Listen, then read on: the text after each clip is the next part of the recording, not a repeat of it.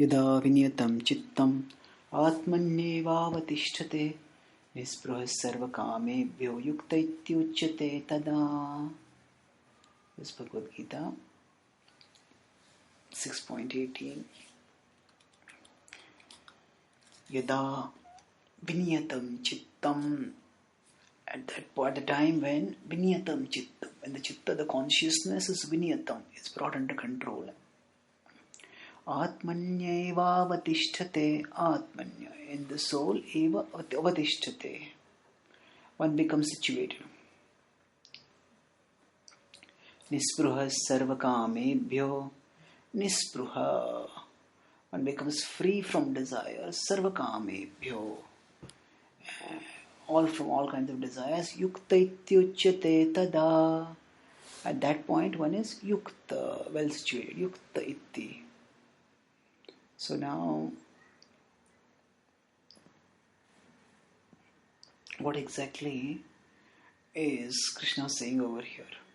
The word yukta has been used repeatedly in the Bhagavad Gita, but one should be yukta was stated in the previous verse. Now, when can one be said to be yukta is stated in this verse. And yukta, such a person is said to be yukta. Such a person is said to be harmonized. Krishna has used the same quarter verse, yukta ityuchite tada, in 6.8. Jnana vijnana truptatma kutastho vijitendriya yukta ityuchyate yogi samaloshra kanchanaha. Yukta ityuchyate yogi. It is not exactly the same verse. It was the yogi is said to be yukta, and here it is yukta ityuchyate tada. More or less the same. So there the focus was on how the yogi is equipoised towards everything. And at time the yogi can be said to be yukta. So here the focus is on the cessation or the termination of material existence.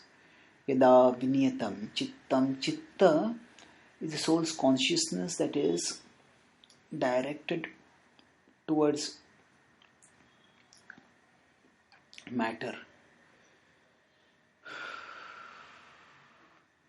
It's the consciousness that is rooted through matter. Yada vinyatam chittam.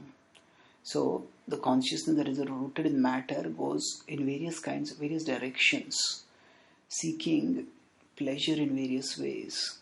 But when vinyatam, when one brings it under control, yada vinyatam chittam atmanya evavatishthate, and one brings it atman, situated on the self, atmanya. So essentially one becomes self-aware. So now self-awareness is a word that is often used, and then it may just mean, okay, be aware of what you're thinking, be aware of what you're doing, be aware of where you're sitting, how you're sitting. These are all one levels of self-awareness, and often we are not aware of at this level also. And it's good to be aware at this level, but actually self-awareness doesn't just mean what I am doing at the bodily level. Self-awareness means being aware of who I am as the self. So, as long as we are caught by material desires, we cannot be Atmanyeva Avatisthate.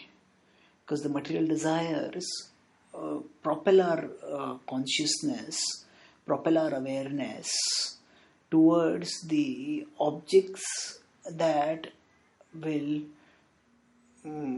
objects attaining which will comprise the fulfillment of our material desires. So, if one has a desire to eat a particular delicacy, then one is aware of primarily the delicacy. Oh, when will I get a gulab jamun? How will the gulab jamun taste? How many gulab jamuns will I get?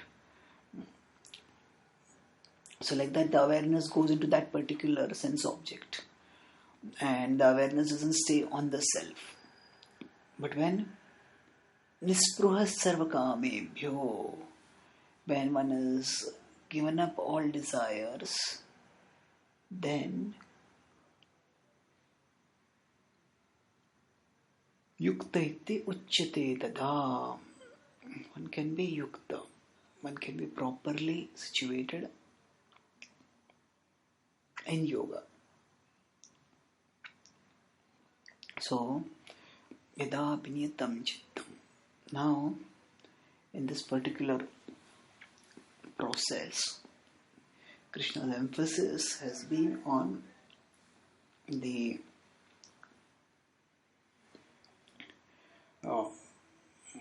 determined situation in a state of distance from material entanglement. The previous verse talked about how yoga bhavati dukkha. By the practice of yoga, one will become free from misery. Now, what exactly is the situation of yoga that is talked about in this verse? So, just like a person who has some germs in the body, and those germs, as long as they are controlling the body, the person is afflicted by disease.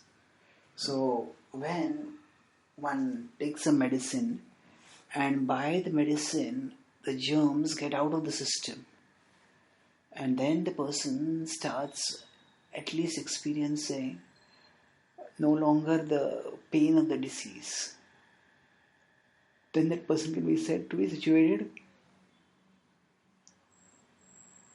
in health.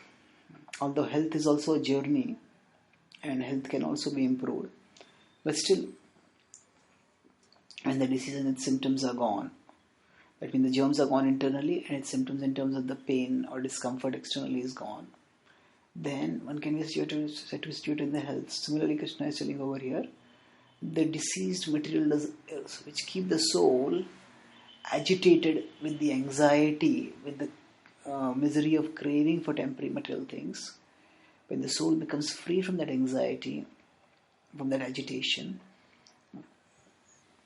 then along with that, the soul's consciousness also becomes freed from obsession with matter, and one becomes free to focus on spirit, to contemplate the spirit and to realize the spirit, to relish in the spirit.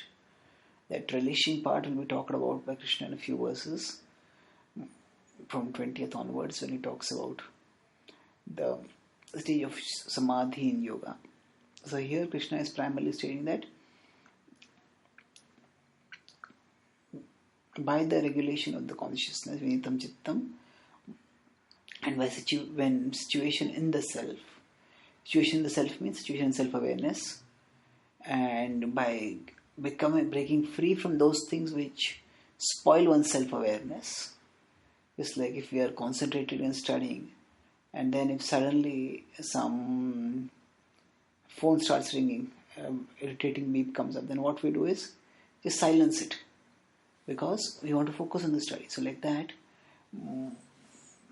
desires, nispruha sarva kamebhyo, which is said over here, desires are like irritating, distracting beeps which take us away from our focus of what we want to do and what we are doing, what requires absorption. So like that, yoga enables us to focus on Krishna, of yoga. The practice of yoga, along with the cessation of material desires, enables us to focus on the higher spiritual purpose that we want to achieve, and we can realize and relish that being situated in the higher spiritual reality. Yukta iti uchyate tada. So yada tada, there is a symmetry. What is this yada tada correlation? That the yogi who is thus having